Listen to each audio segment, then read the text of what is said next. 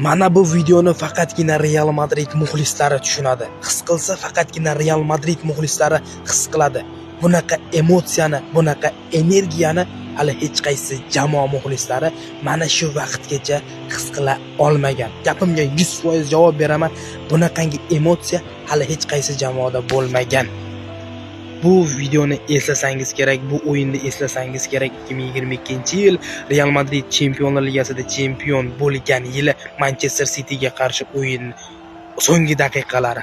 Vinicius, Benzema, Alaba va hokazo Carlo Ancelotti yordamchilari, Real Madrid rahbarlari, Real Madrid muxlislari bunaqangi emotsiyalar bilan o'yin yakunlanishini, hakamning svistagi chalinishini kutib turgan vaziyat. Esladingizmi? Men bu vaziyatda ko'zimda yosh bilan kutib olganman va kerak bo'lsa yig'laganman. Rodrigoning ikkinchi golidan keyin umuman vashida Rodrigo gol maydonga tushmasdan oldin umidlar o'lgan jamoada, lekin ishonchimiz bor, lekin ishonch ham 1% gina edi. 1% ham nima? Mo'jizaga ishonish mumkin edi va shu mo'jiza ro'y berdi. Kimsan? Real Madrid bilan. Bunaqa mo'jizalar faqatgina Real Madridda bo'ladi.